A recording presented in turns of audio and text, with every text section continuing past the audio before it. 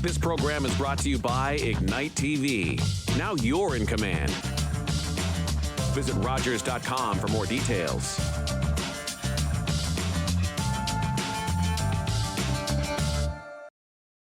The opinions expressed in the following programs are those of the participants and do not necessarily reflect those of Rogers Cable or Rogers TV.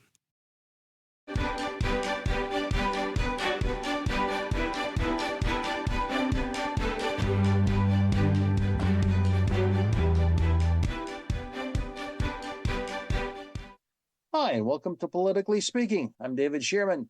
My guests today are Sue Carleton, who is the mayor of Georgian Bluffs and no stranger to the show, and Samantha Buchanan, who is treasurer at Georgian Bluffs. And again, she's been on before, so welcome back to both of you. Good to see you. Thank you. Thank you. Now, there's all kinds of things that are happening. Sue, it just seems like we had you on just a few weeks ago, which is true. It was just a few weeks ago. But in municipal politics, things can move rather rapidly, I've discovered. Or slowly. That's true. Or slowly. Depends on the issue, doesn't it? Yeah. But budgets are a huge issue. And so where are you at in the budgeting process? Because every municipality is different. So we have had one major budget meeting where as many of council as possible were together to discuss things. And I am probably better to turn it over to Samantha because she'll give you a better idea of exactly where we are in the process this time. Okay. Because it's being done a little differently this year than it has been in the past in Georgian Bluffs. Yes, so as Mayor Carleton said, we're doing our budget slightly different. So on November 15th, staff presented our base budget. So that was our base operating budget, same type, same level, same status quo as in previous years, only adding in different items that council throughout the year had directed staff to include in a 2024 budget.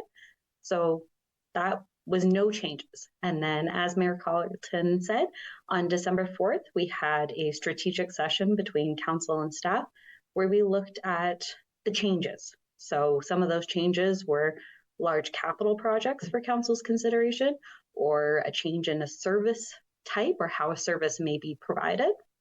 So out of that December 4th meeting, we were able to come up with a list, I believe it was about 21 items to be priorities to be included in a 2024 budget. And staff were given some parameters of a up to 10% increase and no more than 3 million coming from our reserves.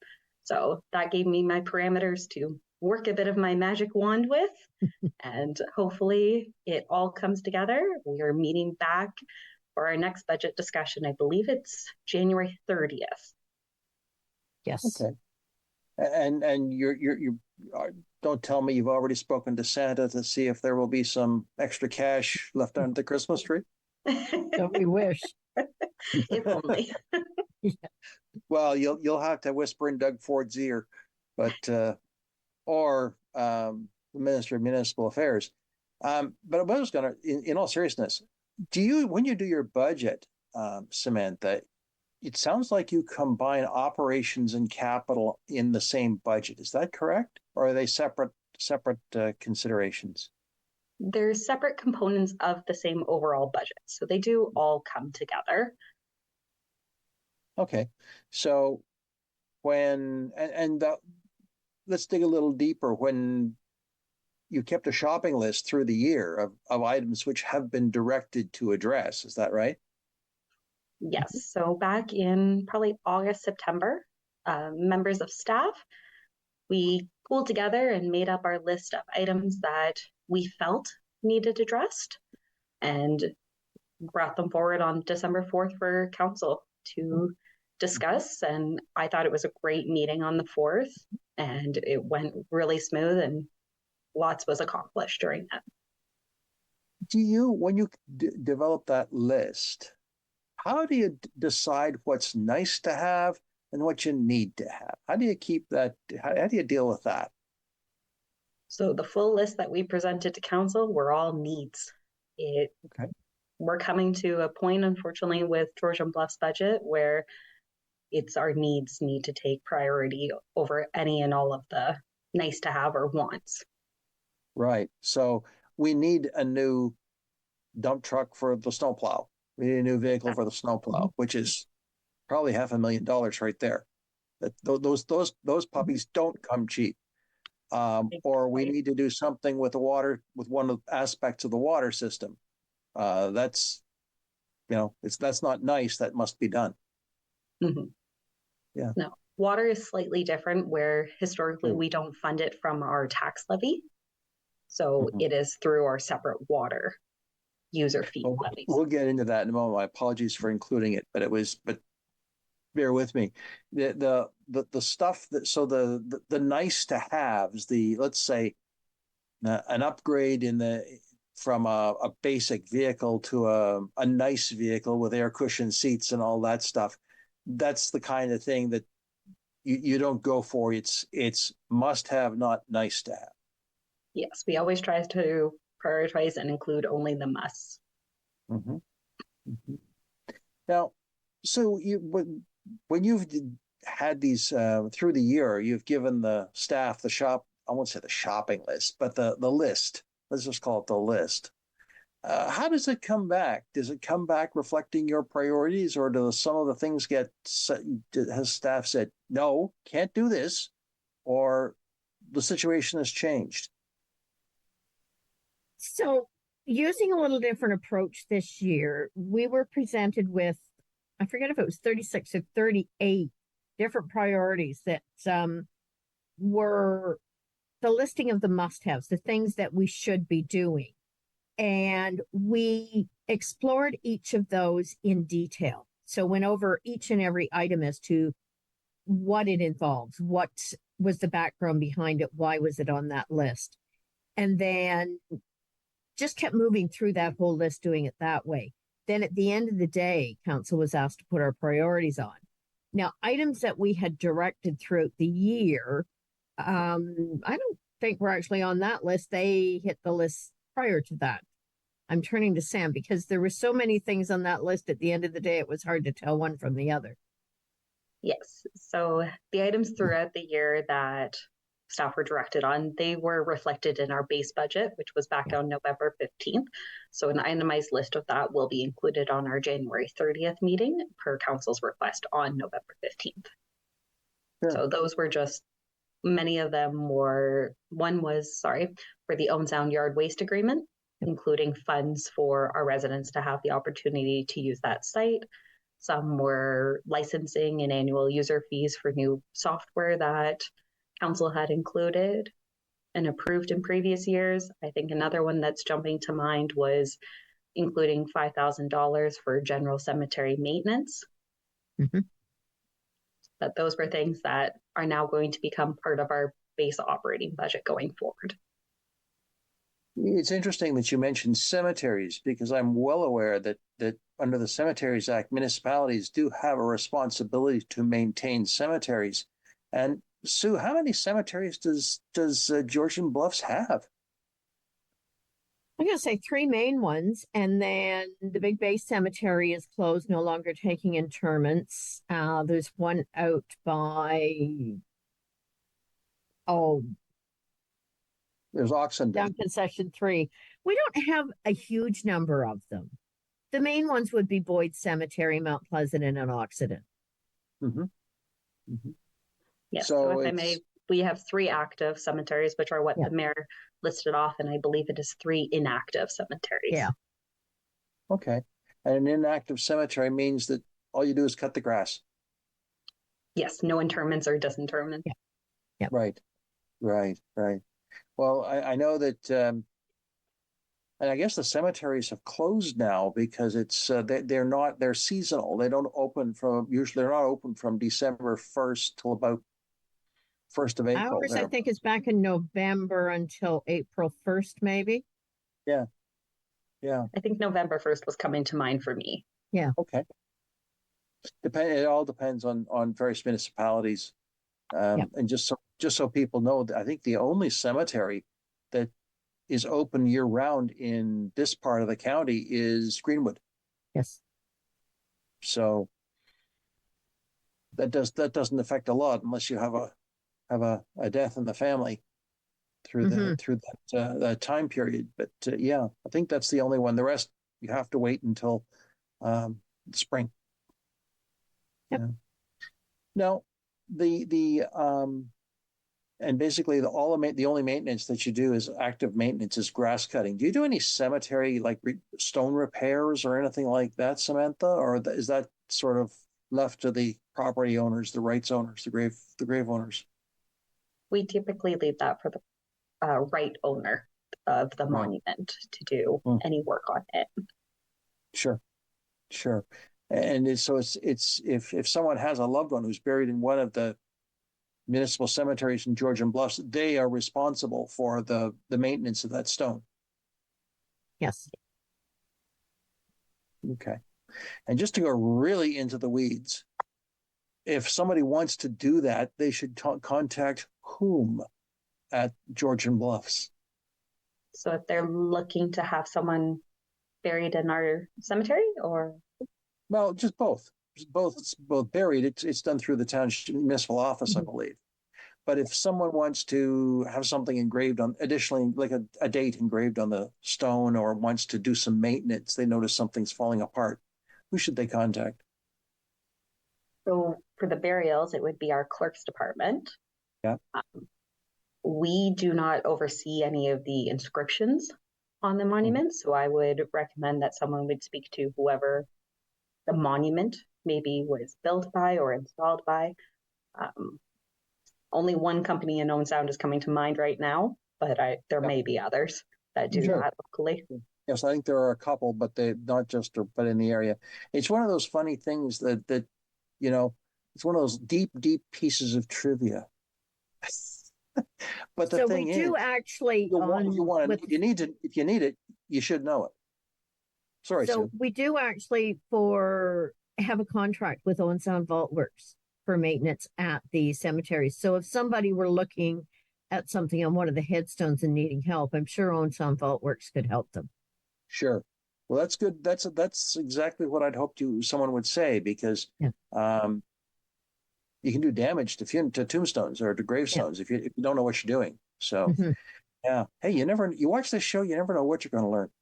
That's right.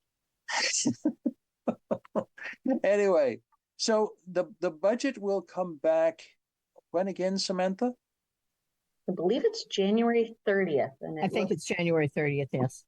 Yes, and I believe we're looking at starting at 9 a.m. on that day, so we can have a full day of budget discussions.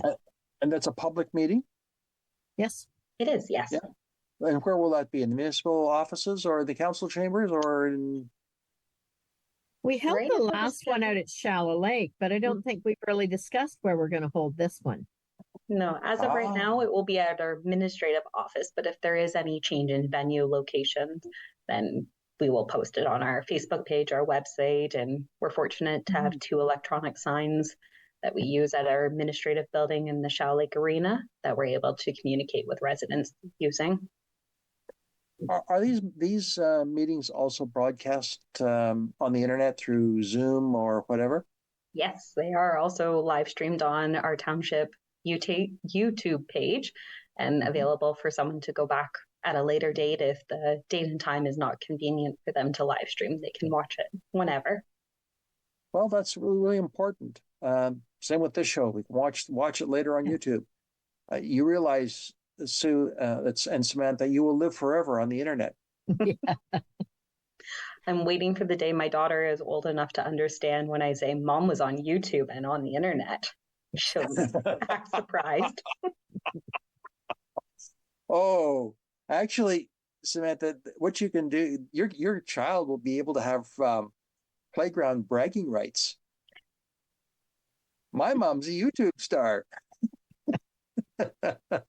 And Sue, that'll apply to your grandchildren. Yes, I suppose. I don't think they're all that impressed with it. Yeah. When you're on doing this show, you're definitely not a style setter or a someone who has a great public image. Well, you do, but it's not for the reasons that most people. None of us are YouTube influencers. No. That's the word I was looking for. No, we're not YouTube. All we get to say is to our kids, watch me on YouTube.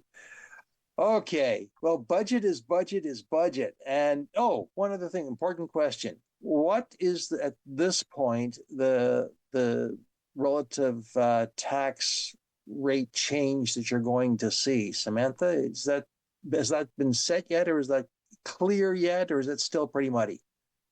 So I'm still working through some numbers, but at our last meeting, council gave staff the direction to go up to 10%. So I'm hopeful that I can stay within that parameter, but we shall see what comes forward. Actually, that leads me to another question. And maybe Sue, you can answer this. Does Georgian Bluffs have an infrastructure deficit? I don't think there's a municipality around that doesn't. There's always something out there that can be worked on, a road that could be brought up to a better standard. Yeah, I can't imagine anybody who doesn't have a deficit. Facilities, when you look at 3 different workshops. True. You've got the Campbell Arena is a good example.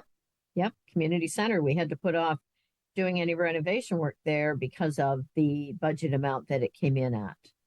Right. You think about our work sheds, and all 3 of them were built in the former township. So those ones are old. And some of those salt sheds have wooden beams in them. Or they don't? We only have the one salt dome at the Keppel shop, and I don't know what the structure of it is built out of. I guess I should find that out. Hey, watch the show. You get prompted to look something up. But Samantha, you nodded your head quite assertively. There is an infrastructure deficit. Oh, for sure. I completely agree with what Mayor Carleton said. You'd be finding there's that saying, needle in the haystack, if you found one municipality that didn't have. So is it big? Is it small? Is it manageable? Is that part of the point you're reaching of, these are things we must have? I think it's the reason we're looking at going up to a 10% tax increase, because I think we've made the mistake in years where we didn't need more than, say, a 2% tax increase, and we didn't take an extra, say, 1% and put it over into reserves, and we should have done that. So I think now we're somewhat having to catch up to those really good years where we kept tax rates low. In hindsight, I think you look at it and you say, that's a really bad move on the part of the municipality. We should always be focusing where we can have a year and keep a tax rate low, build some extra into that budget and get the money into reserves, because there'll always be a need. So in other words, having a zero or low tax increase is not a benefit always, but often a liability. It's a liability, because if you try for a 0% increase and inflation is at 6%, you've just lost ground and gone backwards. The only way you've stayed at 0% is likely to have pulled money out of reserves. But if you're not also putting money back into reserves, Inglis Falls Road is a prime example. We spent years putting into reserves to be able to do that road. But it's not the end of the roads that need to be done. So you still need to continue putting money into reserves to accomplish more roads in the future. Yeah. And there are mixed uses of roads in Georgian Bluffs. I'm driving them to work a lot these days. And what I'm discovering is that there's a lot of farm vehicles. And they actually, I won't say they do damage, but they've been there. If it's not breakup, it's mud. Yep. And I think it's new insurance kind of regulations are telling those farm vehicles to stay out on the road. Don't go off in the shoulder, because there's too big a chance they get too far off in the shoulder. They flip. That's more damage. So they are now told to stay out on that roadway. And yes, they're big vehicles with a lot of weight to them, and they're hauling a heavy load. Yeah. You don't think about these things until you encounter them. Mhm. But tractors are on steroids now. My golly. Yes. I suspect their costs are on steroids too. I would think so. Oh, well, Samantha, aren't you lucky that the municipality doesn't own any big tractors, just big snow plows? I was going to say the snow plows, they're expensive enough. I can only imagine a tractor. Graders. Hmm. We've got two graders. They're big That's pieces of true. equipment. Yeah. Yeah, graders are very expensive these days. Uh, and pairs are not cheap either. So, No. well, let's move on from budget to water systems, which we touched on earlier. But I believe it's provincial regulation that water systems must be user pay. They can't come from tax revenue. It must be 100% user pay, and that includes capital upgrades. It means actual fees. It means all kinds of complex stuff. So you've got four water systems, four at Shallow Lake, East Linton. Oxygen and Potawatomi. Yeah, and I know when we talked last, Sue, Potawatomi is you're in conversation with Owen Sound about doing some, what shall I say, sharing, for one of a better, having an agreement regarding Potawatomi. Is there anything new there? Or are the still conversations are still happening? And Conversations are still happening there. Okay. Yeah. But I saw East Linton. I gather it needs some work. I am guessing it is our oldest system, and because it stretches out all down that east side of the township, there's not a lot of looping in the system, is one of the issues. Other issues are pipes that have been in the ground for a long time. In some of those areas, undersized pipes, because that was probably deemed at the time to be a good size. But now, when you're adding fire suppression to that and that type of thing, the pipes aren't large enough. And because they're old, there's leakage. I saw something like 80% leakage in the system. Yep. That's a lot of water going It into is a lot of water. My goodness. Yep. So what's the plan is there plans to change any of that? It's long-term planning to look at, because it's got to be funded from those water systems. Now, I'm going to turn to Sam on this one. I think East Linton is in the best place with reserves, but it still doesn't have sufficient reserves to totally fund all the replacements that are going to be needed there. It's also the system that is going to get the most growth over the next 10 years. So it sounds like you're kind of hitting the wall, as many municipalities are, on the demand for housing over against the availability of services. Yes. And I think that's a standard for anywhere you're seeing growth. Mm-hmm. When, say, the East Linton system was put in, did anybody envision how large that system was going to get? Now, part of the last expansion in that system was for Cobble Beach. So there was maybe some overestimation there, but there's still a lot more growth going to happen at that side of the township. Yeah. There's a lot of land there that could very easily be built on. Yes. And there's some subdivision plans already in place that are waiting on further infrastructure, with pulling the sewage lines out of Cobble Beach when the township eventually does that. That'll spur a lot more growth out there. Sure. It's kind of like, it sounds like it's almost a chicken and egg system, where, which is first, the development or the infrastructure? The infrastructure goes first, or the development?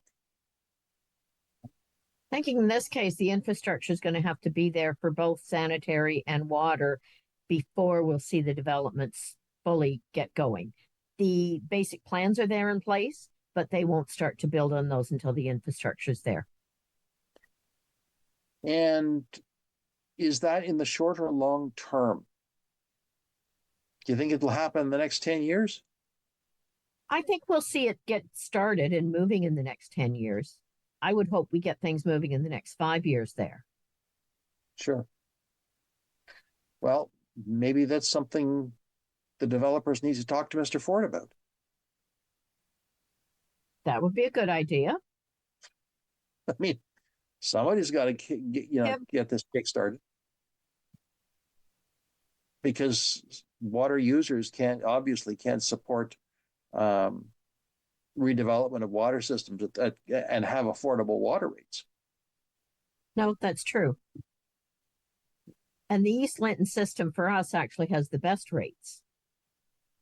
Potawatomi has the most expensive. Mm-hmm. Yes, and that will probably maybe get solved or sorted out once the conversations with Owen Sound come to fruition. Yes. Yeah. We hope so. So we'll keep working on that one. Mm-hmm. Yeah. Well, we'll just have to wait and see. Yep. There's another subject for that for another show. There you go. There are common themes with each of the municipalities Yes. that I have had over the last 2 years. Water is one. So, all right. Well, let's talk about the other. I won't say unmentionable because it's been mentioned many times, and that's the biodigester. Where are we at in that, Sue? That's a really tough question. So we have a contract with Aqua to look after it. The biodigester at this point was winterized a year ago, has not been operational since that time. To get it operational again would be a huge investment on the part of both municipalities, and there's not a lot of appetite there for it. And it goes back to when it was first built, it was a really good idea, thinking that it would take septage. But septage has too much water in it, and it's not a good feedstock for a biodigester. So the first thing you had to do was dewater that septage and use the lagoons for that before you could put through to the actual unit. The other thing that happened when it was built, there should have been a flare unit. So if there got to be too much gas, you could burn that off. And that flare unit was never put on the biodigester when it was built. So the only option when too much gas buildup was to shut it down until you burnt that off to then get it started again. So it's never operated or functioned as well as it could have. And the really good feedstock for a biodigester is your fats, oils, and greases, or your source separated organics. And we weren't set up to take those. So that would have meant investment there. So I think for both municipalities looking at it now, it's more, we needed a lagoon for the septage coming out of both townships. We maybe don't need the biodigester, and can two small municipalities afford all the upgrades that are needed to get it functioning to where it should be?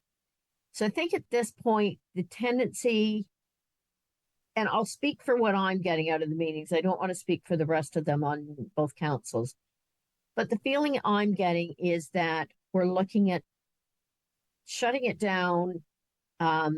If there are parts there that could be sold to get revenue back in, possibly doing that. But look at just having the lagoons available to use for septage.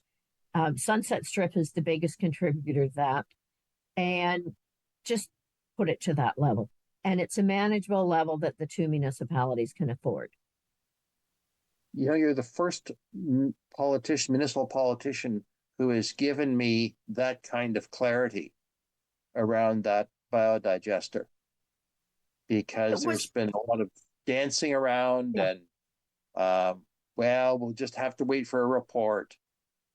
But it sounds like you're getting ready to bite the bullet.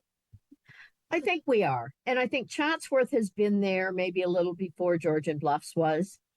And it's recognizing that it was a really great idea when it came forth, but councils weren't fed the right information. And if that doesn't reflect on the people that fed them that information, they were working on what they knew at the time. As it turns out, it wasn't the right way to go. So we move on and we find it something different. Okay.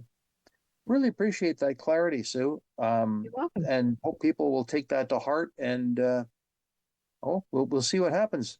Another topic for my checklist for the next show. There you go. Anyway, we're going to take a quick break and come back and have more conversation because, we got more to talk about. I'm David Shearman. This is Politically Speaking. We'll be right back.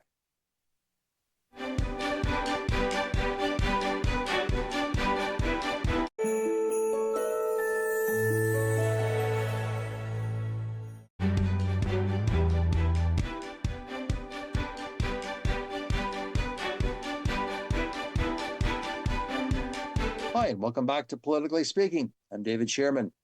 My guests are Sue Carleton, who is the mayor of Georgian Bluffs, and Samantha Buchanan, who is the treasurer of the municipality of Georgian Bluffs.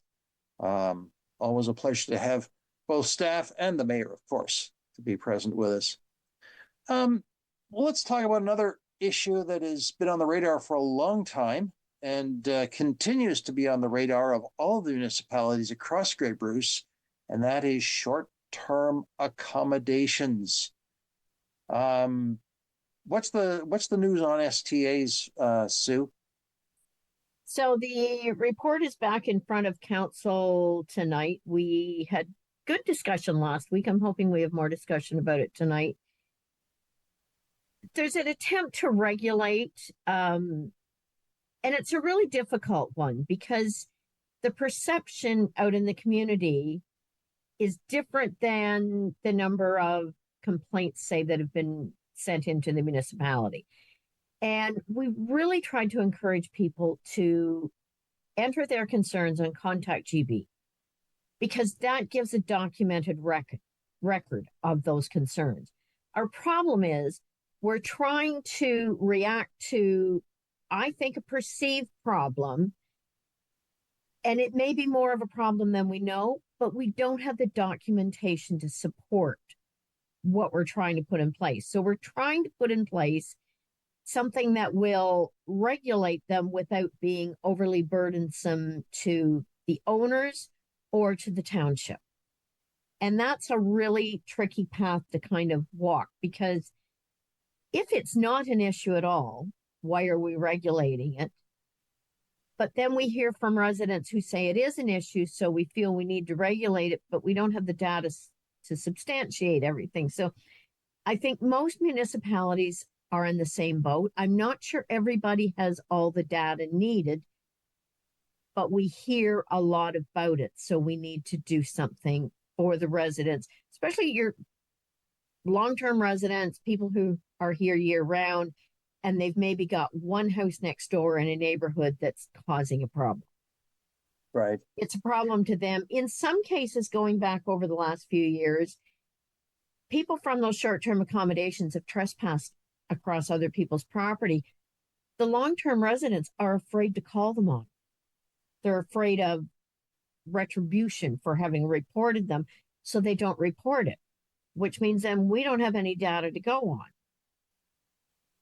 Yeah, and I think that people in small towns want to get along with their neighbors. Yes. They don't want to raise a ruckus because you got to live with your neighbor next door. Yeah. And if they're angry at you, makes your life miserable. Yeah. I don't think the problems occur where the owners are in residence because they're privy to what's going on. It's where the owner isn't there. And whether they're 2 blocks away, 2 miles, or 200 miles away, they're not right there to catch what's happening as it happens. And I think those are the properties that create the problems. It's interesting you say that because I think that was one of the takeaways from Owen Sound's discussion on STAs, that the issue isn't, in fact, I think that's in their new bylaw, that it has to be owner occupied. You can't manage it from afar. Yep. I also saw something similar in North Bruce Peninsula's review of, because they're further ahead than most of the municipalities around here, other than perhaps town of Blue Mountains. Mm-hmm. And they're making changes in their bylaw because of what they have found out over a couple of years.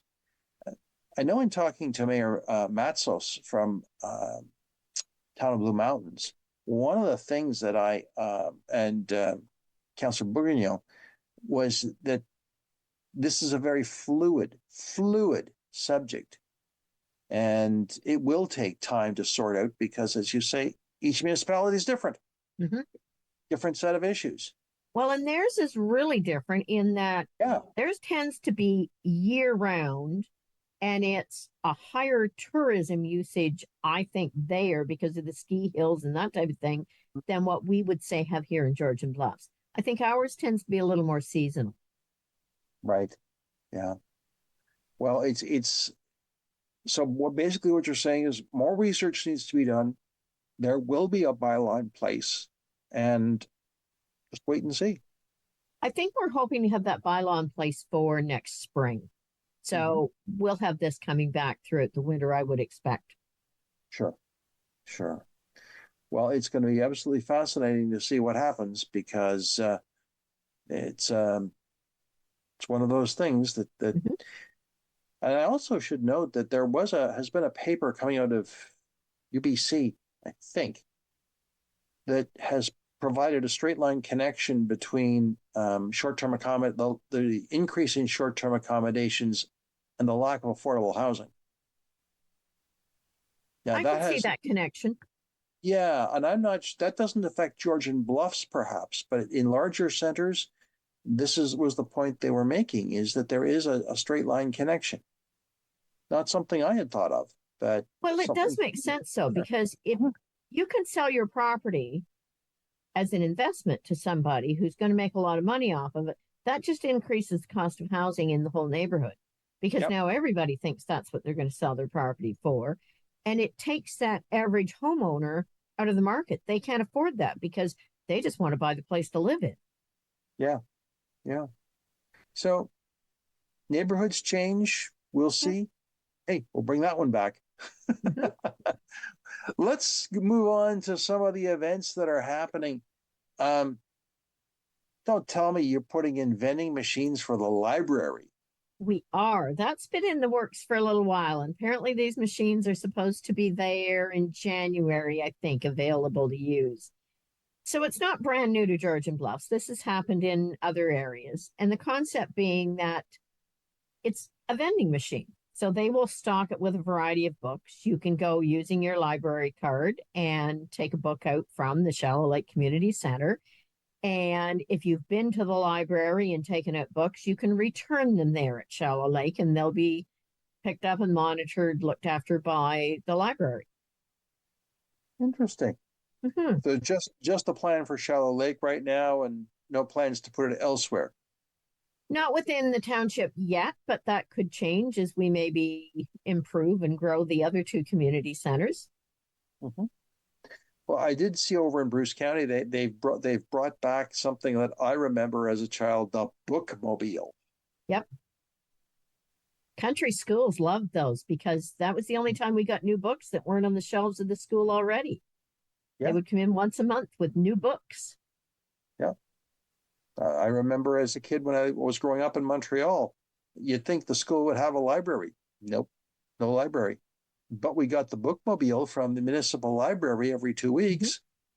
Mm-hmm. And boy, did we have lots of fun with that. We also got films from the National Film Board. Mm-hmm. Mm-hmm. Now you can download them. Yes, that's right.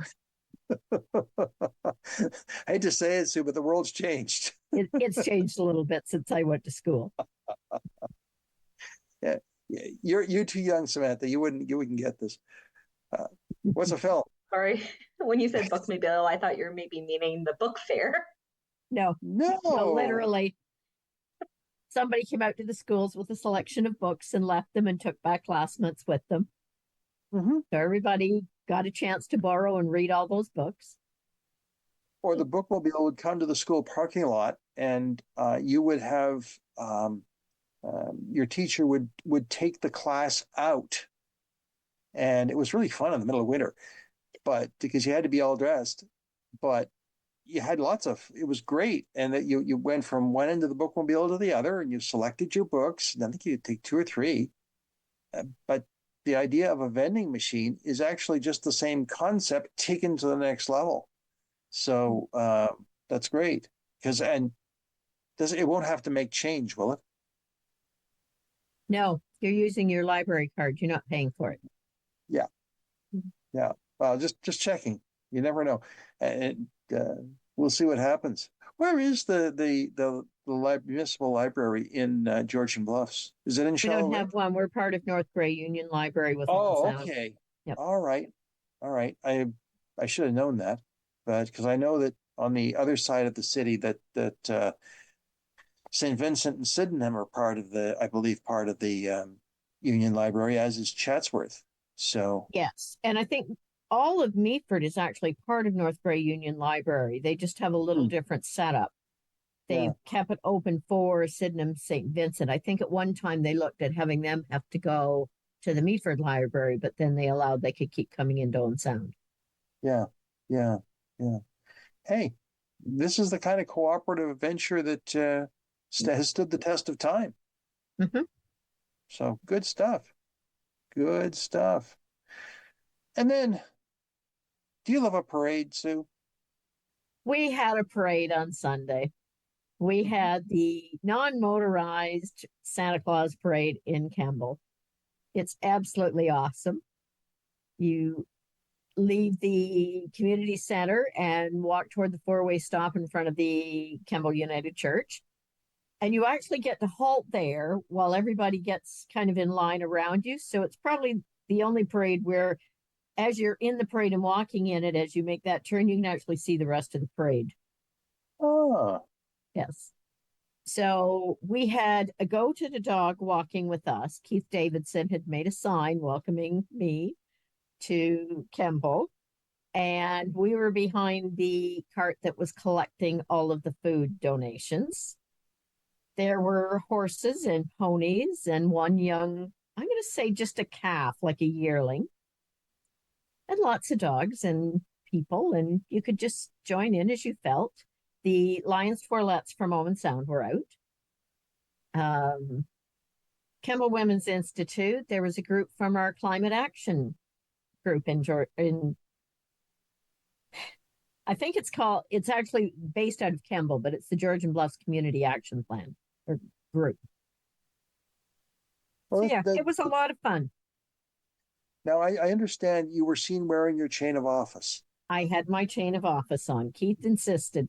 I don't always wear it for council because it's really made for men with broad shoulders. So it doesn't really fit me. And it constantly clunks against the desk while I'm sitting there and makes a lot of noise. So I don't wear it all the time. I will wear it tonight for volunteer awards because it's kind of a status thing, but Sure. It's heavy. I remember picking it up one time. it is heavy. It's a lot heavier than you'd think. Yep. Yeah, and it keeps slipping down to the front so it doesn't stay halfway over because that big medallion at the front is really heavy. So yeah, it doesn't fit me perfectly, and there's no point in adapting it for just one person. Well, you really need a set of proper robes, Yeah, I don't think so. you know. I'll pass. Okay, no ermine, No, no No. ermine, but you I no, it would have recall to be made for Georgian Bluffs.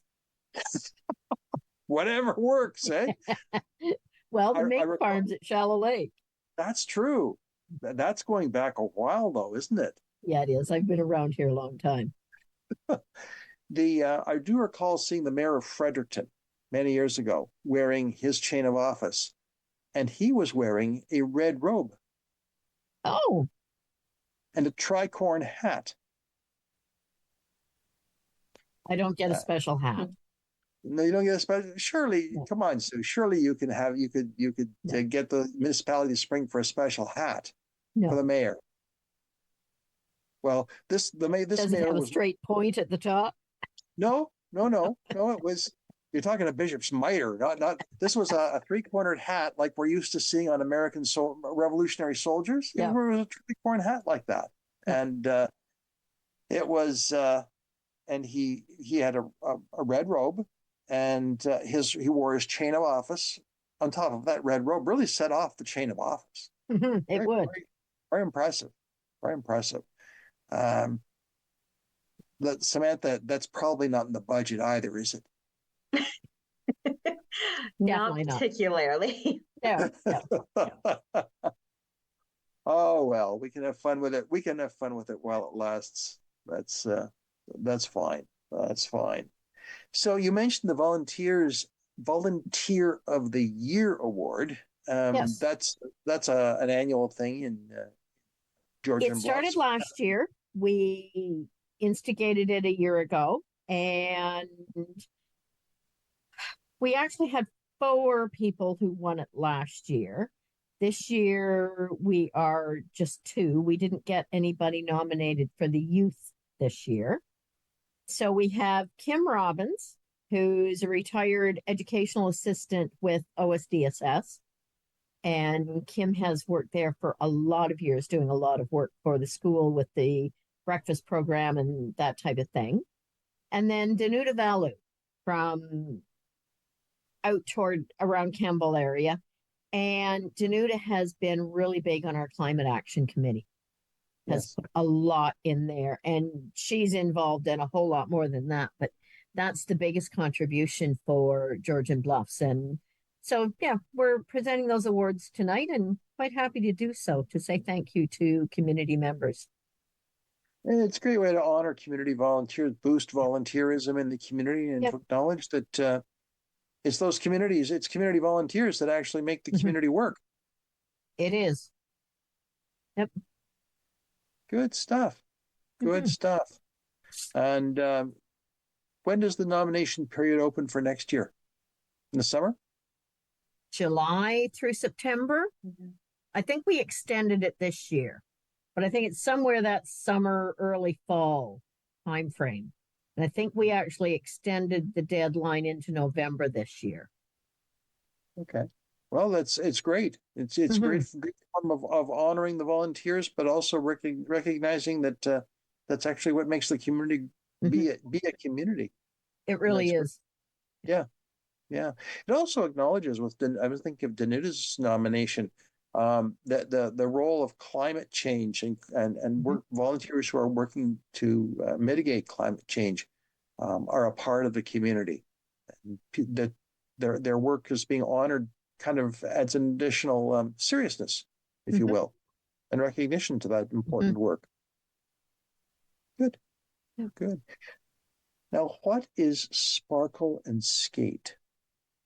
So for the first time ever, we put lights on the trees in front of the Shallow Lake Community Center. And on the 1st of December, we had Sparkle and Skate. So the choir from Kemple Sarawak School came out and they sang a few songs for us. And then we turned the lights on. So there's 3 trees right in front of the community center that are lit up, and then 2 large ones that have kind of grown into each other in front. The plan is to maybe light some more up next year. And it's just brighten up that end of the community, especially at this time of the year when it gets so kind of dull and gray, and just put the lights on. And I've heard a lot of comments about how much people absolutely love them. And I think it just, again, it builds that community spirit, makes people feel like they belong to something. I think we underestimate the power of light in our communities. I noticed this during COVID, that we had have a blue spruce in our backyard that we have lit at Christmas, kind of a little fun thing that we do for the neighbors. But we kept it lit for much longer than we would normally. And it was noticed. It was noticed. And I noticed that there's a lot more Christmas trees. They don't be fancy, but there are a lot more Christmas trees in people's front windows. You know, and that's, or even if it's just a candle, electric candle, not a real one, but people are lighting up much better, much better. Yep. So I think the big thing about the Sparkle and Skate at Shallow Lake and the parade at Kemble, we had over 200 people participating in both. And that's a lot of people to come out to these small communities. And I have felt for a very long time that we need to help rebuild those communities that in a lot of ways were built around schools within the community. And as the schools moved out, you lost that connection between the elderly and the very young. And I think it's good for the township as a municipality to help start doing those things that bring people out together and give them a reason for being proud of where they live. You know, I think that one of the other things I noticed about the Santa Claus parades, and I've seen two so far this year, is the numbers have been significantly higher. Owen Sound, people are saying, "Oh my golly, where are all these people coming from?" And then I was at the Meaford parade for Rogers, and the place was just rocking. And it's a small town parade; it's lots of fun. Yep. I enjoy doing the commentary with the Kinsmen, but this is the same kind of event that brings us together, which is something we have lost, almost lost, because of COVID. Yep. Well, and I think even before that, communities were, people didn't connect with the next door neighbor as much as they used to. And if COVID did anything, it started to bring those people back together. They got to know each other within their communities. And I think they found, I kind of like my neighbors, so I want to continue with that. And they like coming out to events such as this. We did one back in the summer with a drive-in movie theater type thing at Shallow Lake. And it was equally as well attended. And people want to see it happen again. They look forward to those events. And those, all I can say, all the kinds of community building that community that government can do. Yeah. We've got about 5 minutes left, so let's quickly touch on county. And Sue, you are on the both on county council and the board of health, but county is doing quite a bit of wrestling with budget as well. We really are this year. And it goes back to what I said earlier. Some of those years where we cut that budget too low just to keep it looking good, to stay under 3%, we shouldn't have been doing it because now we're paying for it. I think it's very short-sighted when in the past, say, council has told staff, bring this back in at 2% or bring it back in at 3%, and never asked, how did staff do that? What did you land up taking out of that maybe we'd have gone, oh, no, we wanted that in there, but we didn't ask all the right questions to know exactly how it came in at that rate. We just all look pretty good because it came in at a lower rate, and we get the credit when it's really staff who've done all the work to make it happen. It is not us at all. We're just oversight. So I think it's just under 10% on the county levy is where things are at right now. I think when we left it last Friday, we were at 7.62 maybe, or 7.31, but we still have a whole lot more to discuss this Friday. Now, just to let people know, how big is the briefing book on the county budget? 1,823 pages this week. And I'm really hoping it's the same 1,823 pages I read for last Friday, that I could just skim it again, that it's not all new information. It is. Wow. Big. It's big, and it's not printed, just to be clear. It's you read it on your computer, correct? Yeah, I've read it all on my computer. I guess you could ask to have it printed, but who needs that much paper wasted? So no, well, I read mine all on the computer. You also want to make sure you hide your Wheaties in the morning if you're going to lug that puppy around. That's right. So, okay. But just to let you know, sometimes the municipal politicians have a a lot of reading to do. Oh, yes. Yeah. Are the same arguments true at the county as they are at the municipality, that there's things like infrastructure deficits and things that must be done as opposed to not much nice to haves? Yeah, the county maybe is in a larger. So you've got roads and bridges, those are the normal. You've got all your facilities, so sand domes that need to be replaced and paramedic facilities. You've got more equipment. You've got more, even just with paramedics, all the ambulances. You're looking at housing, so a lot more facilities there because we house 994 units, I think. Yeah. You've got the provincial porch is at the county building. There's a lot more that gets done at the county Board of Health. There's 4 of us. 3 of us sit on that board from the county. Sorry, 4 of us. Forgot the warden. There's a lot more going on. They're planning an economic development for the county because they really do a lot for the individual townships as well. That's right. One just slipped right out of my head that now I won't get it back. But anyway, it's the infrastructure deficit's there on a larger scale than to what the municipalities have. Sure. So it's a matter of degree. Mm-hmm. Yeah. Well, and your county roads are designed to transport people and goods. So they're Right. kept to a higher standard than a lot of our municipal roads are. Sure. Well, you know what? We've reached our time. And Sue, Samantha, it's been absolutely great to have you both. It's good to talk about these important matters of the municipalities. So thank you both for being part of Politically Speaking.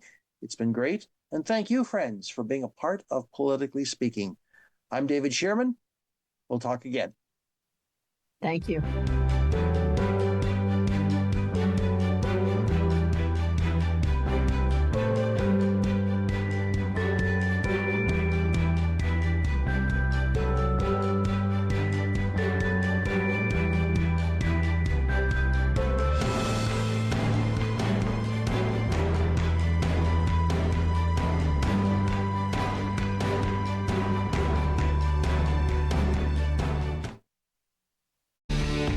Connect with us by visiting our website or email us at